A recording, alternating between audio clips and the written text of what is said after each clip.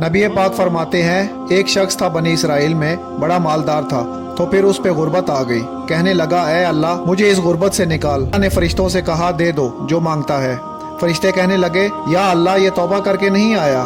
तो अल्लाह ने कहा, पता मुझे भी है, लेकिन आ तो गया है। जब दे दिया, जब दौलत मिल गई, तो कहने लगा, मैंने तरीका सही इस्तेमाल किया, इसलिए कामयाब हो गया। 70 दफा तौबा की और 70 दफा तोड़ी। तो हबीब करीम फरमाते हैं, एक रात को बिस्तर पे लेटा था, दौलत भी थी, आसानियां भी थी। दिल में ख्याल आया, मैं कितना झूठा हूँ। जब उलझ जाता हूँ तो उसके दरवाजे पे जाता हूँ और वो कितना करीम है, मुझे खाली नहीं लौटाता। तड़प उठा, आंसू निकल गए। उठ के मुसल्ले पे खड़ा हुआ तो रब्बे करीम ने फरिश्तों से फरमाया, खोल के देखो दरवाजे। आज ये गुर्बत की वजह से नहीं आया, आज मेरा बन के आया है। तो फरिश्ते बोले, पहले तो इसे दौलत देता था, आज क्या देगा। महबूब फरमाते हैं, अल्लाह फरमाते हैं, आज मैं इसे बगैर हिसाब किताब के जन्नत अता करूंगा।